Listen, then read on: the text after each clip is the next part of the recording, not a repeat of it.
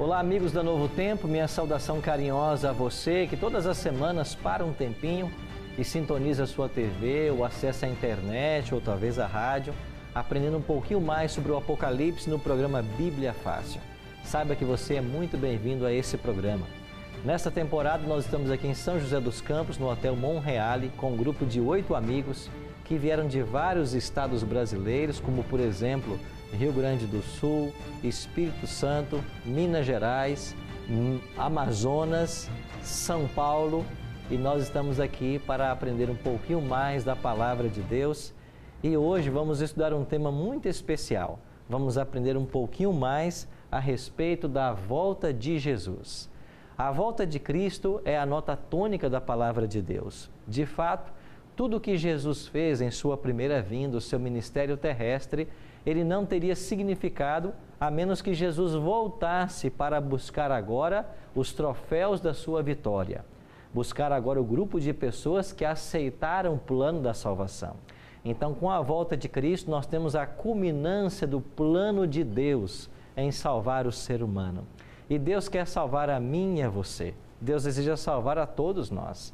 A palavra de Deus é muito clara em dizer de que Deus não retarda a sua promessa, como muitos a julgam demorada. Pelo contrário, Ele é longânimo para convosco, não querendo que nenhum de vós se pereça, senão que todos cheguem ao arrependimento. O desejo de Deus é que todos se arrependam. Agora, infelizmente, nós já sabemos pela história, pela profecia, não pela história, também pela história, pela história e pela profecia, pelo passado e pelo futuro, que nem todos se arrependerão. Mas eu e você, que estamos vivos, estamos conscientes agora, o Espírito Santo vai trabalhar em nossa mente para que nós tomemos a decisão mais importante da nossa vida, que é entregar nosso coração a Cristo e nos preparar para a volta de Jesus. Por isso, tome a sua Bíblia e venha conosco participar desse estudo maravilhoso da Palavra de Deus. Agora, nós não podemos começar a estudar sem antes buscar a direção do Espírito Santo, sem antes fazer uma oração. E eu queria convidar você em casa e todos nós aqui, que nós orássemos a Deus buscando a direção mais uma vez. Pai de amor, estamos reunidos para buscar conhecer mais da Tua Palavra e, sobretudo, nos preparar para o maior evento da história humana, a gloriosa volta de Cristo a essa terra. Ajuda-nos a fazer o devido preparo e a estarmos prontos para Te receber. Em nome de Cristo te oramos. Amém. Vamos hoje então discutir um pouquinho ou conversar um pouquinho a respeito da volta de Cristo e como terminará a história humana. Vocês têm acompanhado por aí que nos últimos anos tem havido uma massiva produção de filmes, principalmente de Hollywood, e todos eles tentam pintar um final diferente da história humana. Alguns falam que um meteoro vai se chocar com a Terra, outros falam que a própria humanidade vai se extinguir, vai destruir a si mesma. São muitas as teorias, mas isso é Hollywood, E Hollywood trabalha apenas com a imaginação, com ficção. Nós estamos aqui hoje para lermos a Palavra de Deus. E na Bíblia nós encontramos de fato como vai terminar a história humana. E a Palavra de Deus, em mais de 300 textos, só no Novo Testamento, aponta para nós que a história humana vai culminar com a volta de Jesus. Por isso, a segunda vinda de Cristo é uma doutrina fundamental das Escrituras Sagradas e um dos temas centrais do livro de Apocalipse. É por isso também que nós nos chamamos adventistas do sétimo dia. Adventistas porque cremos no advento de Jesus Cristo, o advento, a volta dele. Esta é uma doutrina fundamental da nossa igreja. E do sétimo dia, porque nós entendemos que a lei de Deus está em vigência, inclusive o sábado do quarto mandamento. Cristo vai voltar em glória e majestade. E por certo você tem muitas perguntas a fazer, e você em casa também deve ter muitas perguntas a respeito desse tema. E eu espero que o estudo de hoje possa contribuir para tirar as suas dúvidas e ajudar você no seu crescimento espiritual. Então eu queria começar respondendo a essa primeira pergunta. A volta de Jesus será secreta? Porque alguns falam que Jesus virá de forma secreta. E ele vem de forma secreta para arrebatar a igreja e levar a igreja para o céu. O que a palavra de Deus ensina sobre a volta de Cristo? Existe de fato um arrebatamento secreto? Vamos deixar que a Bíblia responda para nós? Comecemos então com Apocalipse 1, verso 7.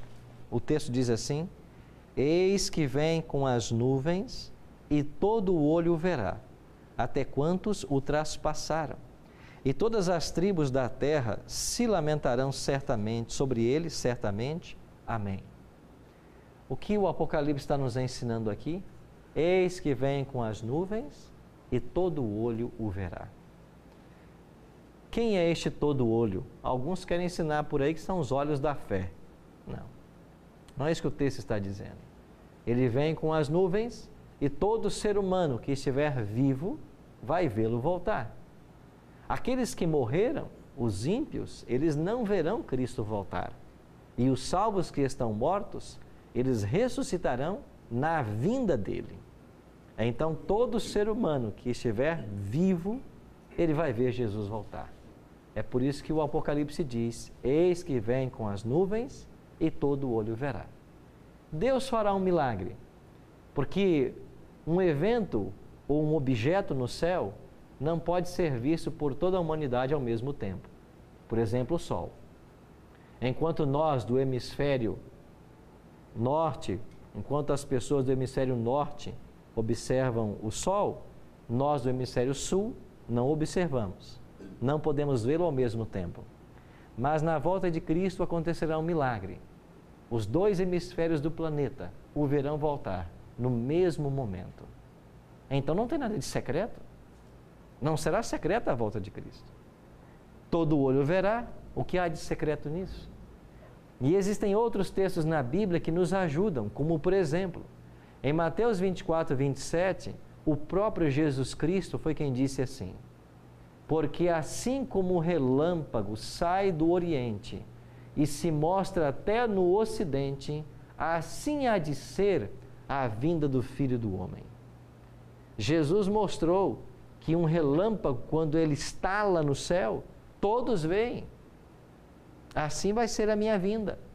Ou seja, não tem nada de secreto nisso. Assim como um relâmpago, quando irradia a sua luz, pode ser visto por todos, assim será a minha volta. É o que Jesus está assegurando. Então, amigos, o programa Bíblia Fácil tem um sério compromisso com a palavra de Deus. E se alguma vez em sua jornada cristã você aprendeu que Jesus virá de forma secreta, eu acho que nós temos que rever nossos conceitos. A palavra de Deus não diz que há nada de segredo em sua vinda. Pelo contrário, ela será em glória e majestade. Todo olho verá. E ela será como um relâmpago. O que mais podemos aprender na Bíblia sobre a volta de Cristo? Quem virá com Jesus em sua vinda? Ele virá, mas quem virá com ele? Abra a sua Bíblia em Mateus. Vamos ler então no capítulo 25, verso 31. Quem é que virá com Jesus no dia da sua vinda? Ele disse assim: Quando vier o Filho do Homem na sua majestade, e todos os anjos com ele, então se assentará no trono da sua glória. Quem é que virá com Jesus? Todos os anjos. O ambiente do céu é a música. Nós lemos aqui em Apocalipse 4, uma visão do trono de Deus, e ali há seres viventes, há anciãos e há anjos, que dioturnamente louvam a Ele, dizendo: Santo, Santo, Santo. O ambiente do céu é a música. Mas nós lemos também em Apocalipse 8:1. Estão lembrados da abertura do sétimo selo? Em Apocalipse 8:1. O que diz o texto lá? Quando o Cordeiro abriu o sétimo selo, houve silêncio no céu, cerca de meia hora. Estão lembrados disso? E nós explicamos na ocasião que esse silêncio era porque o céu estava vazio. E por que o céu estava vazio? Porque Mateus 25:31 ensina que todos os anjos, eles virão com Jesus. O que há de segredo nisso? Quantos anjos tem Deus? Milhões e milhões, milhares e milhares. Miríades e miríades. Ou seja, o céu vai estar lotado de anjos. Todos virão com Jesus. O que tem de segredo nisso? E o Apocalipse diz que o céu onde Deus mora, onde está o santuário, vai ficar em silêncio meia hora, cerca de uma semana. Não tem nenhum anjo lá. Todos vieram com Jesus. Para onde? Buscar a família humana. Buscar os seres humanos que se prepararam. Daniel? Pastor, aqui em Apocalipse 1:7, diz que todo olho o verá. E você falou que apenas quem será salvo que o verá.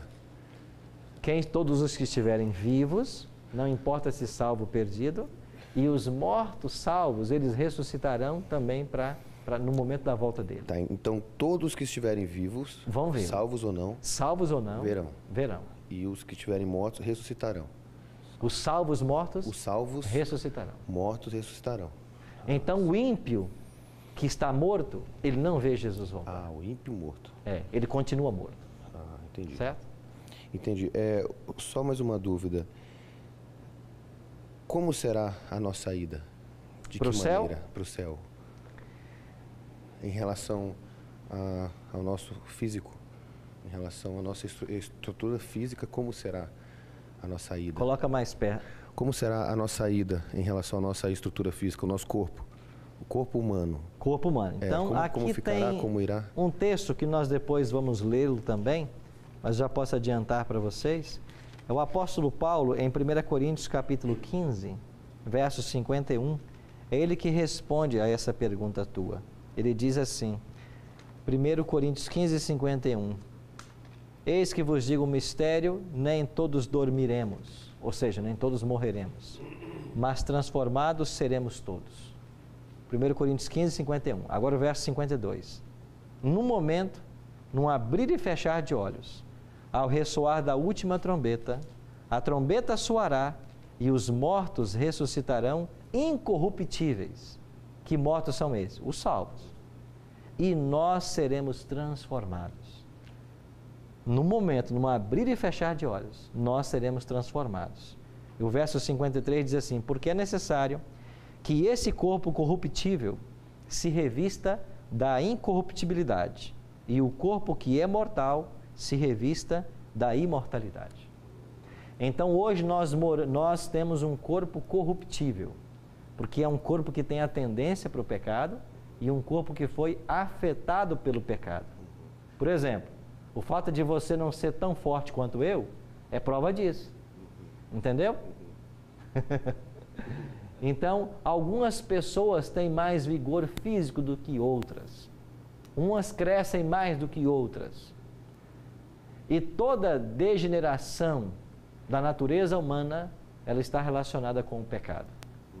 O envelhecimento é consequência do pecado. A doença é consequência do pecado. A necessidade de você usar um óculos, tudo é consequência do pecado. Essas coisas desaparecerão. Então, quando Jesus voltar, o nosso corpo será transformado. E nós teremos um corpo como tinha Adão quando saiu das mãos de Deus. Um corpo perfeito, sem nenhum defeito. O senhor acha que a nossa consciência será a mesma? Será? Lá acima? Nós continuaremos conhecendo as mesmas pessoas? Exatamente. Nós vamos. Porque no céu nós vamos nos reconhecer. Jesus Cristo disse assim que quando chegarmos aos céus, nós poderemos nos assentar à mesa com Abraão, Isaac e Jacó. Se vamos assentar com esses personagens, é porque eles continuam sendo Abraão, Isaac e Jacó. Eles saberão quem eles são e nós também saberemos quem nós somos. Então a única coisa, Daniel, que nós vamos levar para o céu quando Jesus voltar, será o nosso caráter. Então a mesma consciência que você tem hoje, você vai saber quem você é. Você vai saber da tua história passada, das tuas lutas, da tua experiência com Cristo. Você vai saber quem era a tua família. Então nós vamos levar essa bagagem para o céu. Só que nenhum vestígio mais do pecado. Pastor, essa linha de pensamento que as pessoas acham que Jesus virá de uma forma, como o senhor falou, em segredo, não em segredo. Secreta? Secreta. Ela atrapalha de alguma forma a salvação? Sim, existe uma teoria chamada arrebatamento secreto. Essa teoria do arrebatamento secreto, defendida por muitos hoje, ensina que Jesus vem de forma secreta para arrebatar a igreja. Então, quem está salvo, aonde ele vai desaparecer, ele vai ser arrebatado.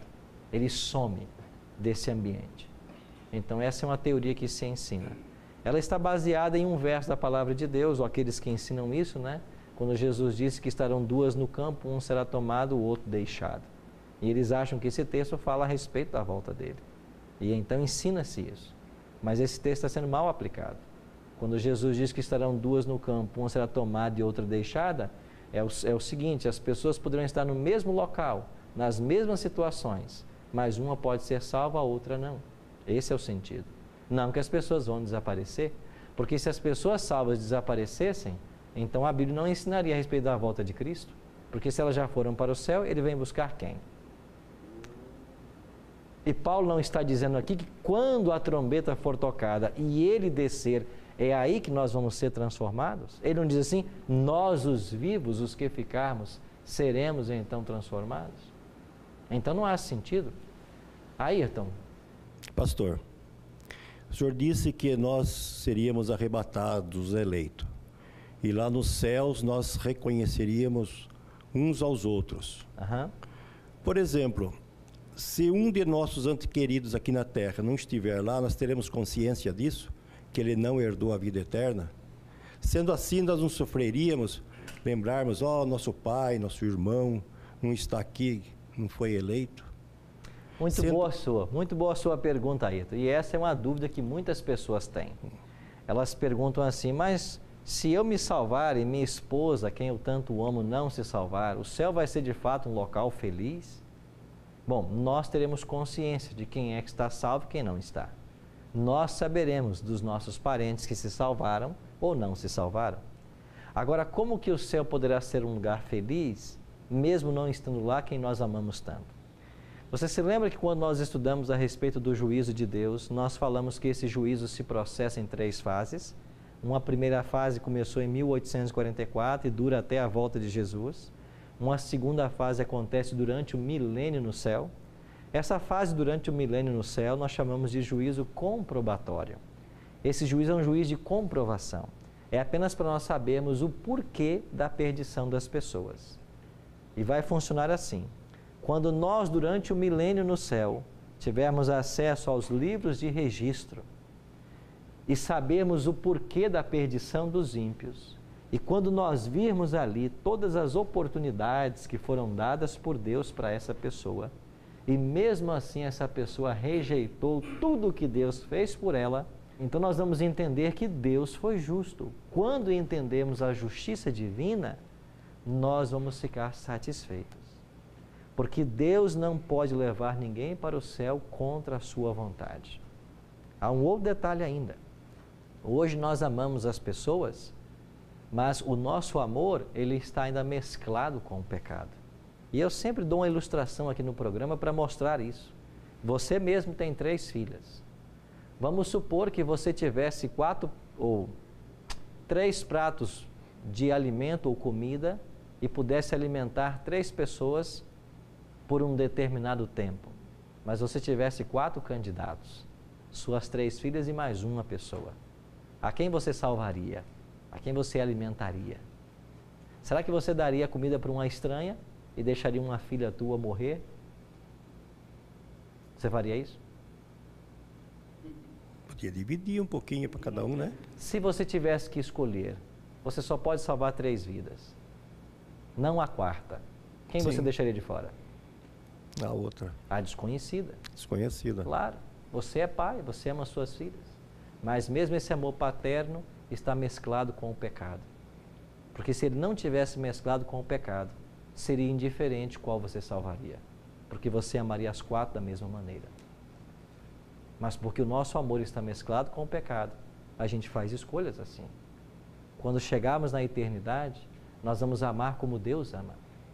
Você entende por que é que Deus ama ao pecador? Você entende por que Deus ama alguém que está longe dele? Que nunca voltou-se para ele? Deus o ama da mesma maneira. Porque Deus não nos ama por coisas que nós fazemos. Deus nos ama por ser quem nós somos.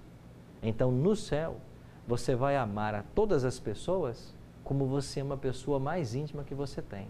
Porque o amor, finalmente, ele vai estar sem o pecado.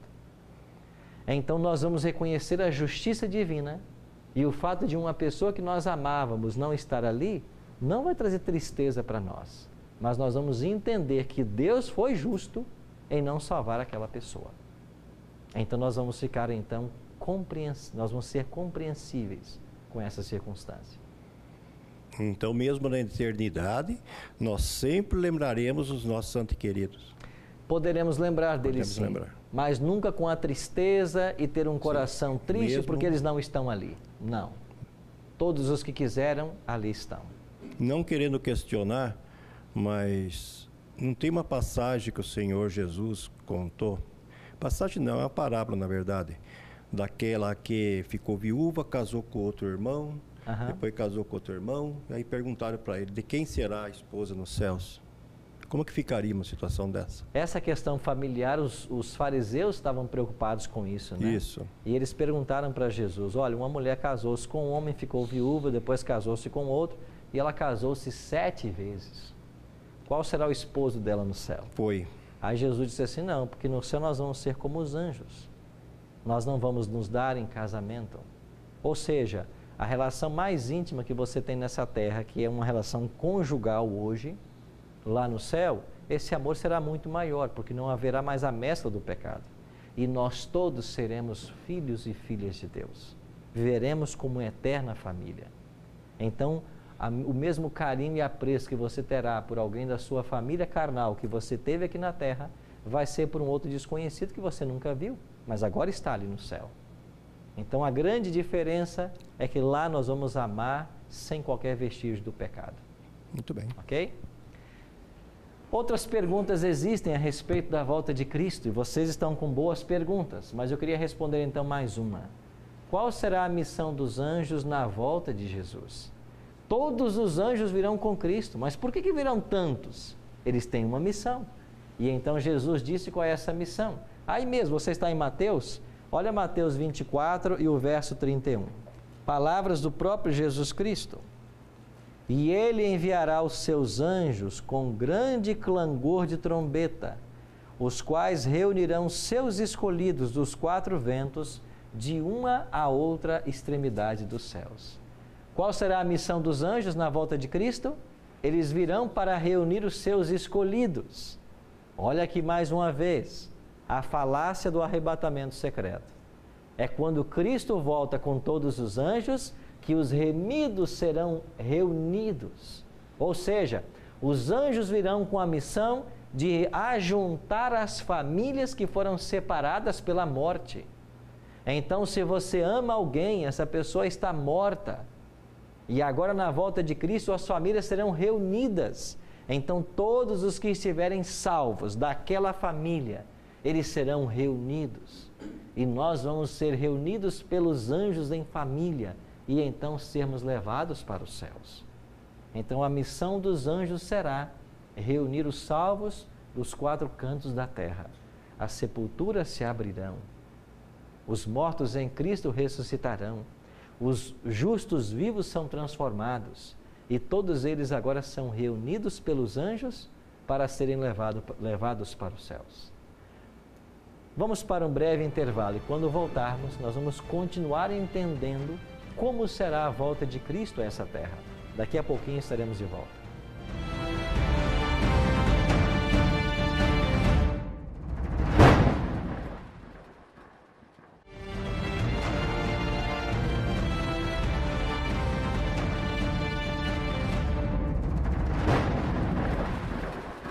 Estamos de volta com o programa Bíblia Fácil e temos um presente para você.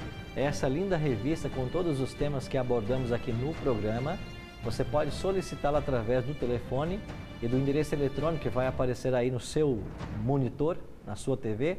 E se você então desejar completar o questionário que nós temos no final dela, e se você acertar 70% das questões, você pode ganhar esse DVD com todos os temas que nós gravamos do Apocalipse, numa ilha lá em Angra dos Reis, no Rio de Janeiro. Então, esse DVD é um presente apenas para quem responde esse questionário. Está lançado o desafio para você. Não é difícil, são perguntas objetivas e você vai ter facilidade em completar o questionário. Você pode mandá-lo para nós através dos correios ou você pode acessar um endereço na internet e enviar suas respostas pela internet. Então participe também desse projeto e vamos aprender mais sobre a palavra de Deus. Ao terminarmos o primeiro bloco, nós terminamos falando que os anjos virão com Cristo e eles terão a missão de reunir os salvos nos 4 cantos da terra. E então, uma vez reunidos, seremos levados para os céus. A Bíblia é muito clara com relação ao tema da volta de Jesus. Mas existem outras perguntas ainda. O que acontecerá com os justos que estão mortos? Quando falamos em justos, nós falamos nas pessoas que aceitaram a Cristo e se entregaram a Ele, que aceitaram o plano da salvação. E lembre-se, os justos mortos desde a criação desse planeta. Ou seja, Adão está sepultado por aí. Eva também está sepultada. Abel, o justo Abel, também está sepultado. Eles não foram para os céus. E talvez você que está nos assistindo agora fique curioso sobre o tema, e eu vou um pouco mais além. Pedro, ele está sepultado aí. O apóstolo Paulo está sepultado. Virgem Maria está sepultada. Todos estão na sepultura, aguardando a volta de Cristo. Ninguém foi para o céu. A Bíblia não ensina isso em parte alguma. E quando ensinam para você que os apóstolos podem interceder por você, podem trazer alguma bênção, alguma graça para você, estão te ensinando uma mentira. Quando dizem para você que Maria pode ser uma intercessora junto ao Pai, estão dizendo uma mentira para você, porque a Bíblia não ensina isso. Da próxima vez que alguém te falar isso, você pergunta assim: aonde está isso na Bíblia? Sabe o que é que a palavra de Deus ensina? Que Moisés foi para o céu. Elias e Enoque também foram. De fato, estas são as 3 únicas pessoas que a Bíblia menciona que viveram nessa terra, mas já estão no céu. Mas a Bíblia não ensina que mesmo esses 3 que já estão no céu, eles podem interceder por você. Eles podem fazer algo por você. Eles não podem. Eles já estão salvos, mas eles são seres humanos. O único ser nesse universo que pode fazer algo por você e por mim é Jesus Cristo. Porque Ele foi constituído por Deus como nosso advogado, como nosso intercessor. Só Cristo é o caminho para Deus, ninguém mais. Então, quando Jesus voltar, Ele voltará para ressuscitar os mortos. Olha o que ensina a palavra de Deus. Vamos agora, 1 Tessalonicenses capítulo 4, verso 13. O apóstolo Paulo é quem escreve isso. Não queremos, pois, irmãos, que sejais ignorantes com respeito aos que dormem. O que significa com respeito aos que dormem? Aos que estão mortos. Esta é a linguagem bíblica. Quem morreu está dormindo, porque é um estado de inconsciência.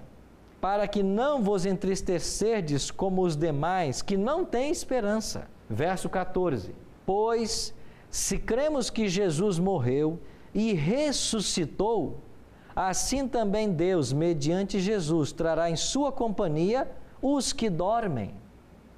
Ou seja, se você acredita na ressurreição de Cristo, você então tem que crer de que os mortos um dia ressuscitarão. Verso 16.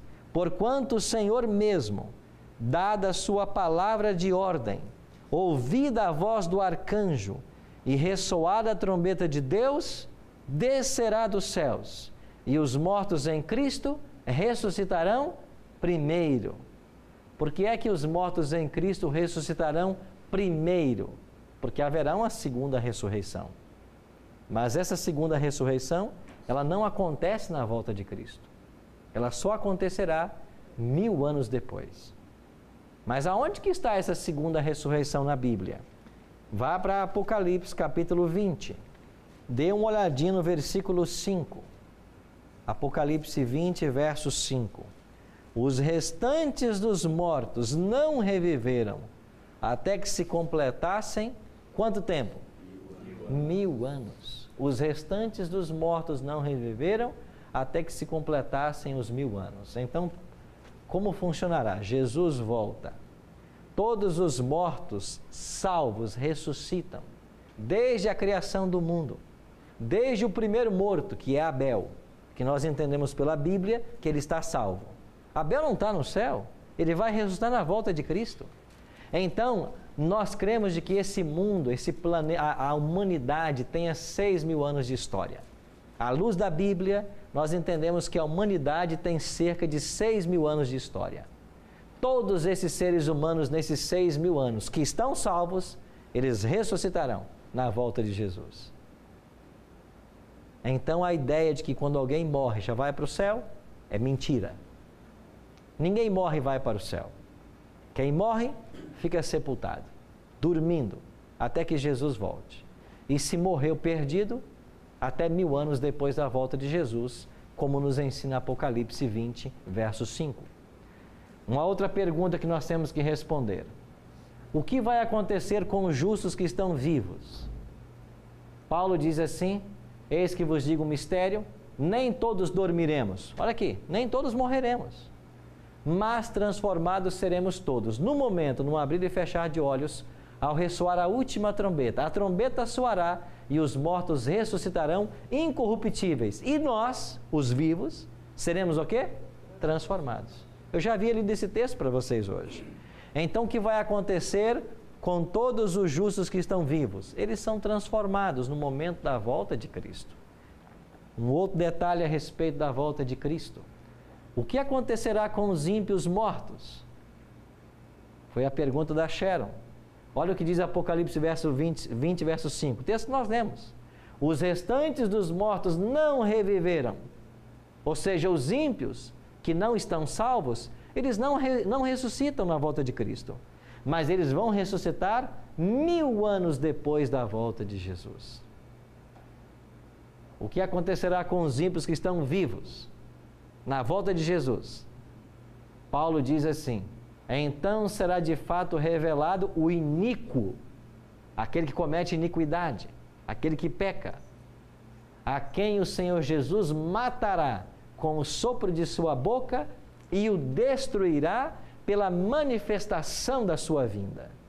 Então, quando Cristo volta, a manifestação dele é que vai matar todos os ímpios que ainda estão vivos. Então os ímpios que sobreviverem às 7 pragas, eles vão morrer no momento da volta de Cristo. E você está lembrado quando nós chegamos em Apocalipse capítulo 6, verso 14, quando os ímpios disseram aos montes e aos rochedos: caí sobre nós e escondei-nos da face daquele que se assenta no trono e da ira do Cordeiro. Chegou o grande dia da ira deles. Quem é que pode ficar de pé ou suster-se? Aqui é o desespero dos ímpios. E no momento da volta de Cristo, todos eles morrem. Então eu queria com vocês agora falar um pouquinho a respeito desse 1.000 anos de descanso que nós teremos no céu. E eu queria mostrar um gráfico para vocês, para que isso ficasse bem claro em nossa mente. O próximo evento que nós esperamos acontecer será a volta de Jesus. Então, a volta de Cristo, ela assinala o início dos 1.000 anos.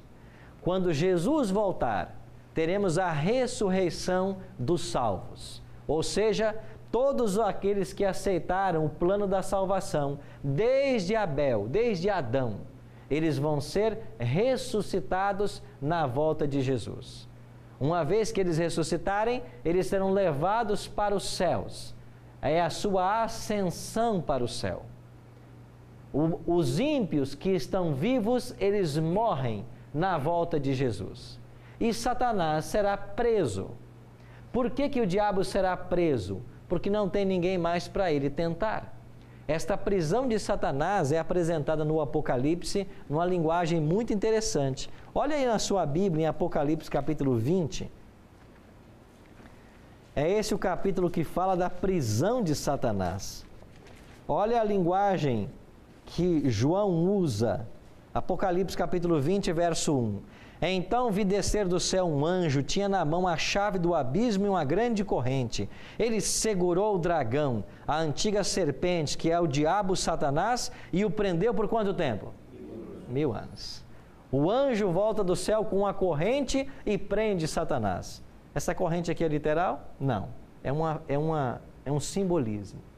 Por que o diabo está preso? Porque os salvos estão no céu, os ímpios estão mortos. Não tem ninguém mais para ele tentar.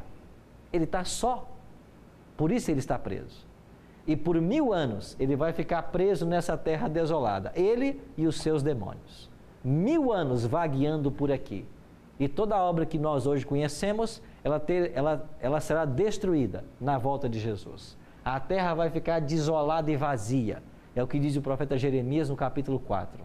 Olhei para a terra e ela estava desolada e vazia. Toda ave havia fugido do céu. Não sobrou nada. Esse será o estado da terra durante o milênio. Mas quem é que destrói? A volta de Cristo e os eventos sobrenaturais que antecedem a volta de Cristo. Estão lembrados que nós lemos em Apocalipse capítulo 6 que haverá um grande terremoto, um grande estrondo. Lembra das pragas que cairão pedras de 40 quilos do céu? As pragas, os eventos sobrenaturais, os maremotos, terremotos, tudo vai ser destruído. A terra será sacudida na volta de Jesus. E esses 1000 anos são 1000 anos mesmo? Literais. 1000 anos literais. Podemos Por que dizer... eles são literais? Porque ninguém voltou para explicar depois que eles são simbólicos. Podemos dizer então que os ímpios, não sabemos se eu ou qualquer outra pessoa tem que pedir a Deus para estar morto então nesse dia, né? Porque será um dia terrível, né? Para os ímpios será. Nós temos que pedir a Deus para estarmos vivos e prontos, né? Não, para os ímpios. Para os ímpios, né? Mas o dia terrível para eles não é esse ainda. O dia terrível para eles ainda vai vir, ainda eu vou falar ainda. Ainda vai vir um dia terrível. Que será depois dos 1000 anos. Exatamente. Que será exatamente. a guerra. É. Pastor Miguel. Pastor Arilton, essas as 7 pragas, isto vai acontecer com os salvos na terra. Com os salvos na terra. Tá certo. Então nós vamos ver tudo isso, mas não vamos ser afetados por nada. Não seremos afetados. Seremos protegidos. As pragas cairão sobre os ímpios. Os salvos já estão debaixo do cobertor protetor de Deus. Extraordinário, não? Extraordinário. Não temos nada a temer, pastor, quanto ao futuro. Nós só temos que temer nessa vida uma coisa: o pecado. Isso nós temos que temer. E lembre-se, o pecado é a desobediência à lei de Deus, é as suas orientações.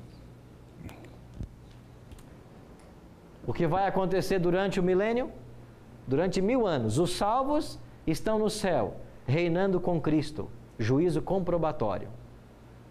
Os ímpios estão mortos, Satanás preso e a terra desolada. Terminou os 1000 anos, a cidade santa desce do céu. Aonde está isso? Apocalipse 21, verso 10. E me transportou em espírito até uma grande e elevada montanha e me mostrou a santa cidade de Jerusalém, que descia do céu da parte de Deus. Lembra que Jesus prometeu em João 14, 1 a 3, que ele iria para o céu preparar lugar? O que ele foi preparar? Uma cidade. É o que diz Hebreus. Hebreus diz que Deus está preparando uma cidade, da qual Ele é o arquiteto e edificador. Ele projetou e Ele constrói. Agora, esta cidade, que se chama Nova Jerusalém, ela vai descer do céu, depois do milênio, para essa terra. Então a cidade santa desce do céu. E quando a cidade santa desce do céu, os ímpios ressuscitam. Quando os ímpios ressuscitarem, Satanás, ele será o quê? Solto. Por que ele foi solto? Porque tem mais uma vez gente para ele enganar. E o que o diabo vai fazer agora? Olha aí, Apocalipse capítulo 20, dê uma olhadinha no verso 7. Apocalipse 20, verso 7. Quando, pois, se completarem os 1000 anos, Satanás será o quê? Solto de sua prisão. Verso 8. E sairá a seduzir as nações que há nos 4 cantos da terra, Gog e Magog, a fim de reuni-las para a peleja, e o número destes é como a areia do mar. O número dos ímpios é como a areia do mar. Eles ressuscitaram. E o diabo agora vai convencer a todos os ímpios de que eles podem invadir a cidade santa que desceu do céu. E quando Satanás reunir todos os ímpios, e o número destes é como a areia do mar, e eles marcharem então contra a cidade santa, nós teremos o julgamento final e a destruição dos ímpios. O que é o julgamento final aqui? é o juízo executivo, a sentença sendo aplicada. E como a sentença será aplicada sobre os ímpios? Olha o que diz Apocalipse 20, verso 9. 20, verso 9. Marcharam então pela superfície da terra e sitiaram o acampamento dos santos e a cidade querida. Desceu, porém, fogo do céu e o quê? Aqui está o juízo executivo. Deus vai mandar fogo dos céus e vai matar a todos os ímpios. E junto com os ímpios será destruído Satanás e seus anjos. E este mesmo fogo que vai acabar com Satanás, seus anjos e os ímpios, ele vai purificar o planeta Terra de todas as obras. E aí nós teremos então a nova Terra. Esta mesma terra será renovada pelo fogo. E aí então você chega agora em Apocalipse capítulo 21, verso 1. O que diz Apocalipse 21, verso 1? Vi novo céu e nova terra, pois o primeiro céu e a primeira terra passaram e o mar já não existe. Ou seja, novo céu e nova terra. O Éden será restaurado e devolvido para todos nós. Amigos, esse é o plano da salvação. Tudo o que vai acontecer nos próximos 1000 anos, a Bíblia já disse. E você está aprendendo isso. Agora só fica uma pergunta. Você vai se preparar para isso? De que lado você quer estar? Sharon. Pastor, e nesse meio tempo, então, não existe a possibilidade de nenhum ímpio se arrepender? Claro que não. E a sua pergunta é boa, porque tem muita gente ensinando por aí que há uma segunda oportunidade. Aonde está isso na Bíblia? Aonde está essa segunda oportunidade? Não há. Depois que Cristo deixar o santuário celestial e começarem as pragas, quando ele sai do santuário, todos os casos já estarão decididos, para salvação ou para perdição. Então, durante as pragas e depois na volta de Cristo, não existe mais chance de arrependimento. Mas por aí estão ensinando que haverá uma segunda chance. Ah, meu amigo, como que o diabo é astuto. E como tem gente por aí ensinando mentira. Você não terá uma segunda chance depois. E se você crê que você tem uma segunda chance depois, você está arriscando a sua vida eterna. A única chance que nós temos é agora. A oportunidade é agora, antes que Jesus deixe o santuário celestial. Quando Jesus deixar o santuário no céu, não haverá mais intercessão. Todos os casos terão sido decididos, ou para a salvação, ou para a perdição. Estão ensinando por aí que você, quando morre, se reencarna, vai para um outro plano. Isso é mentira satânica. É o diabo que está ensinando isso através de livros, através de filmes e principalmente através das novelas. É o diabo. Você está sentando todo dia na frente de uma TV, assistindo 1 hora de novela, você está numa escola de Satanás. A novela é uma escola de Satanás. Ela te ensina a crer em mentiras. Ela te ensina a desrespeitar os pais. Ela te ensina a maltratar os filhos. Ela até te ensina a trair sua esposa. Ela te ensina a trair seu esposo.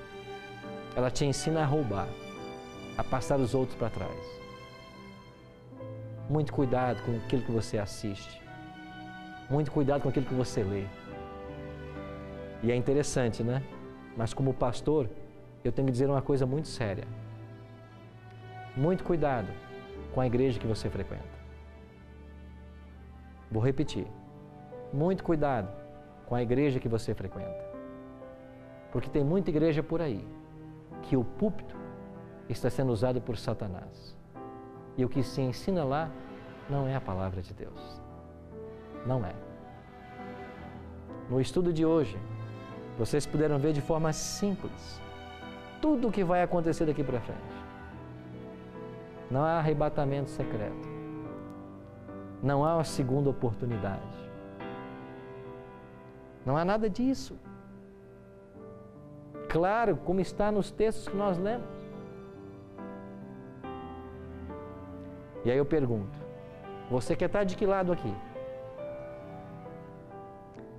quando Jesus voltar em glória e majestade e estabelecer a nova terra para nossa habitação eterna, de que lado você quer estar? Você está se preparando para isso?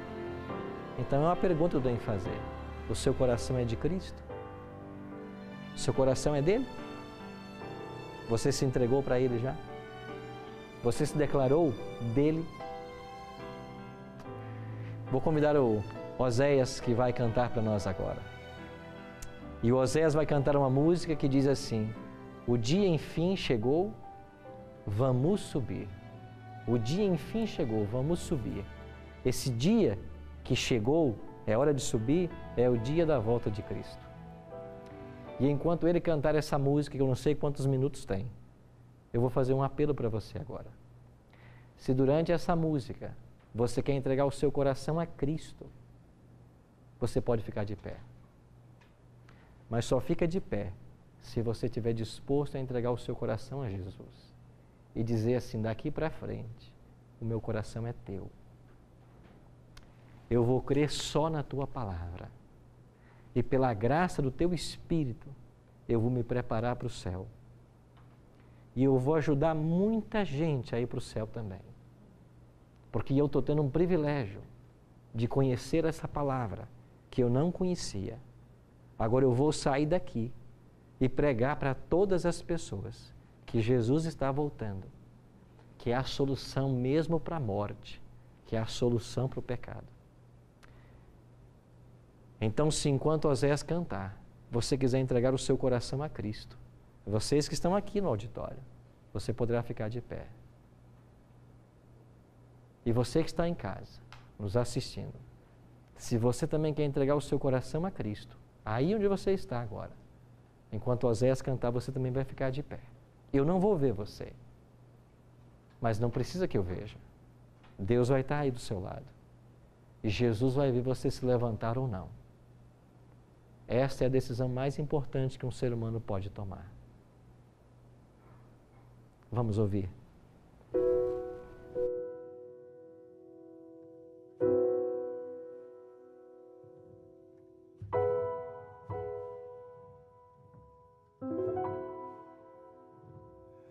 Há muito tempo tenho ouvido a promessa de que virás para resgatar os filhos teus. Nem sempre é fácil, mesmo assim eu tenho crido que o mundo irá passar e eterno só é Deus. Já posso ver ao meu redor que o mal insiste em tomar meu coração, mas tua mão me faz melhor para merecer o instante em que direi então: Senhor Jesus, estou aqui. O dia enfim chegou, vamos subir. Eu sempre quis olhar teu rosto como agora. Me leva para o céu, vamos subir.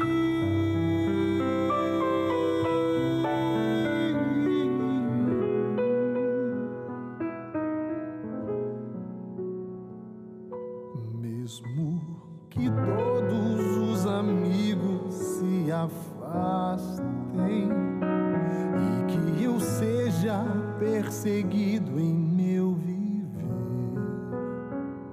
tua presença em minha vida é o que importa. Tenho certeza de que não vou perecer. Já posso ver ao meu redor que o mal insiste em tomar meu coração, mas tua mão me faz melhor pra merecer o instante em que direi então: Senhor Jesus, estou aqui. O dia enfim chegou, vamos subir. Eu sempre quis olhar teu rosto como agora. Me leva para o céu, vamos subir.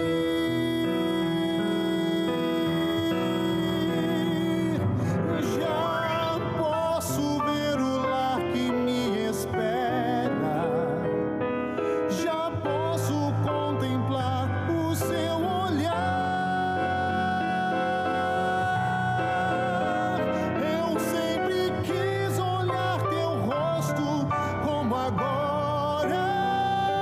Me leva para o céu,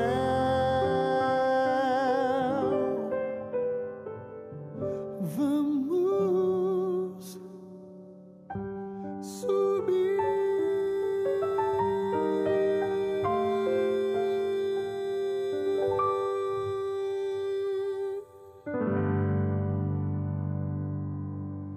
Esta é a grande esperança que inunda o coração do cristão. A hora de nós subirmos com Jesus. Por certo, aí em casa, como aqui nesse auditório, alguns estão de pé, outros estão sentados. Sabe qual é a coisa mais extraordinária em Deus? É que Ele te respeita. Ele te ama tanto que Ele te respeita. E se você não quiser ir para o céu, você não vai. Se você não quiser aceitá-lo como Salvador, Ele nunca vai forçar a entrada no seu coração. Porque o mesmo Apocalipse, capítulo 3, verso 20, nos ensina que Jesus está à porta e bate. Se alguém ouvir a voz e abrir a porta, Ele entra. Mas Ele nunca vai forçar. Você tem direito a dizer não para Jesus. Ele respeita isso. Mas para todos aqueles que dizem sim, o Espírito Santo virá como nosso auxiliador, como nosso ajudador. O caminho para o céu não é fácil. Ele é íngreme e escabroso. Mas o próprio Cristo já pisou este caminho. E os seus pés calcaram os cruéis espinhos para tornar mais fácil a nossa passagem. Por isso, quando Jesus voltar, e nós nos dermos contas que estamos salvos, será exclusivamente pela cruz e pela graça dele.